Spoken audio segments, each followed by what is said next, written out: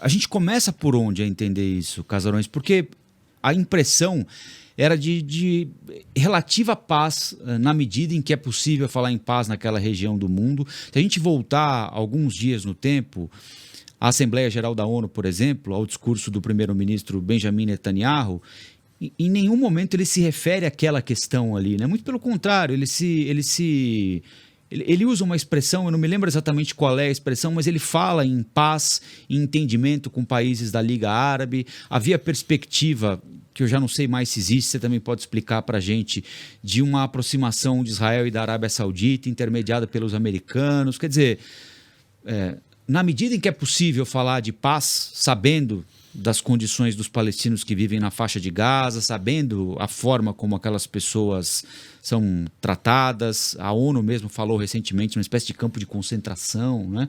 A faixa de Gaza, comparando a faixa de Gaza com um campo de concentração. Então, a gente tem que levar em consideração que aquilo podia explodir a qualquer momento, mas não dessa forma, né? Ou estava no horizonte. A gente nunca esperou uma coisa dessa magnitude. Uma ação militar concertada, avassaladora, que mata centenas de uma só vez. Israel nunca teve um dia tão mortal como foi o sábado.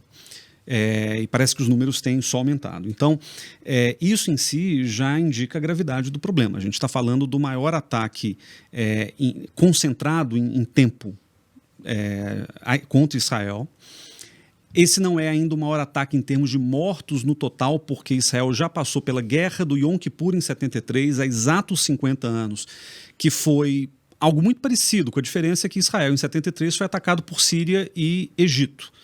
Depois o Iraque entrou também, mas basicamente tropas árabes.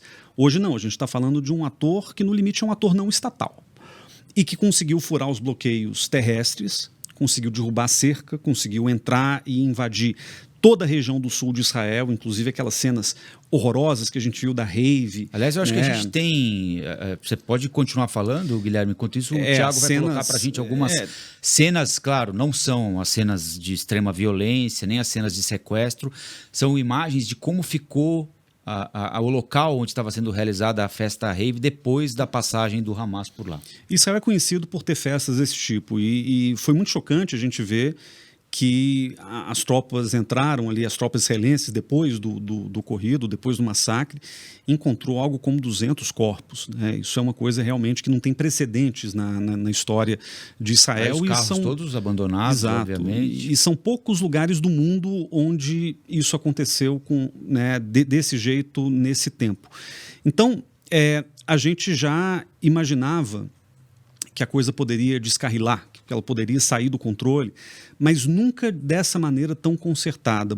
Furaram um bloqueio terrestre, entraram pelo céu, paraquedistas do Hamas atirando a esmo. A gente viu tentativas de entrada pelo mar também, e isso mostra que o Hamas teve aí um planejamento, uma organização e uma capacidade de infligir dano que a gente não sabia ou não esperava que ele tivesse de maneira tão avassaladora. Isso se explica, em parte, pela relação íntima que o Hamas tem com o Irã, que é um país que tem ali um protagonismo na geopolítica do Oriente Médio, é inimigo declarado de Israel e que já vem abastecendo movimentos como o Hamas. Aí você pode chamar de grupo terrorista, de movimento extremista. O nome é um problema à parte. Mas grupos como o Hamas, o Hezbollah no sul do Líbano, vêm sendo tanto ajudados logisticamente, politicamente, financiados pelo regime iraniano. Então, isso torna esse ataque terrorista do Hamas o início de um capítulo muito maior de um conflito de Israel com o Irã e que tem uma profunda implicação sobre todo o Oriente Médio. Não se trata de uma questão ali pontual. Mas, dando um passo atrás, se você me perguntar assim, onde começa todo esse problema? Aí você tem 1000 jeitos de interpretar, você pode voltar até desde antes de Cristo para tentar encontrar uma resposta. Eu pessoalmente não acho que as respostas que voltam muito no tempo e que falam de religião, de onde os povos se originaram, essas não me parecem muito úteis porque vira uma disputa de quem chegou primeiro, ou de que religião veio primeiro, ou de que religião é melhor que a outra. Objetivamente, o problema começa no início do século XX, com o surgimento de 2 movimentos nacionais antagônicos. você teve ali naquela era, no final do século XIX, começo do XX, a era dos nacionalismos, né? Hobsbawm, aquele historiador Eric Hobsbawm, até tem um livro que fala exatamente sobre isso, né, dos nacionalismos ali no século XIX, e é naquele contexto que vão surgir dois movimentos, um nacionalismo árabe barra palestino, e um nacionalismo judaico que olharam para a região da Palestina e que ambicionaram aquele lugar como o lugar de construção do seu próprio país. E a partir do momento que você tem dois projetos nacionais antagônicos e excludentes, porque, afinal de contas, para existir um Estado árabe, um Estado judeu não pode existir, para existir um Estado judeu, um Estado árabe não pode existir, isso levou à prolongação, né, do conflito até hoje. Prolongamento. Enfim, mas isso levou à continuidade do conflito até hoje de maneira muito, muito dramática. Qual é a solução que a gente vislumbra, sobretudo olhando de fora? Uma solução que contemple dois estados.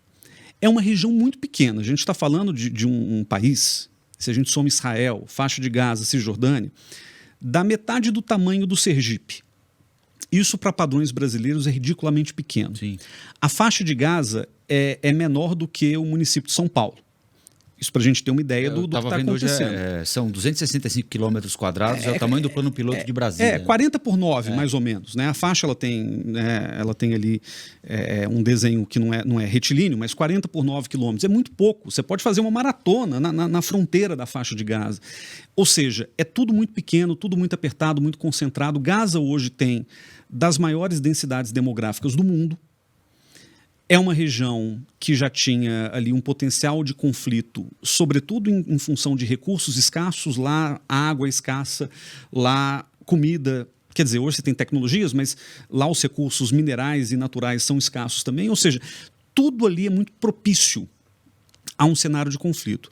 Agora, a solução que seria possível, de novo, olhando de fora, para um problema que não é meu, fundamentalmente, seria a existência de dois estados, e aqui eu vou usar um discurso muito típico da diplomacia brasileira. Dois estados vivendo lado a lado, em paz, em segurança, né, um do outro.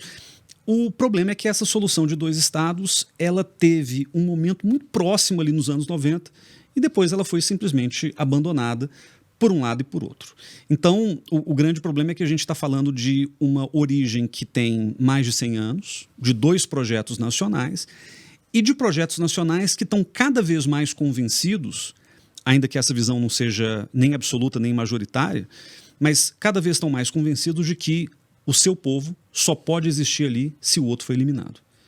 Esse é o fim da política. Esse é o momento que a política deixa de ser política e passa a ser guerra, efetivamente. Quando você vê a sua relação com o outro, quem quer que seja o outro, como uma relação de ameaça existencial, como uma relação de inimigo que tem que ser excluído. E esse talvez seja o maior dos problemas de fundo que hoje acometem a região.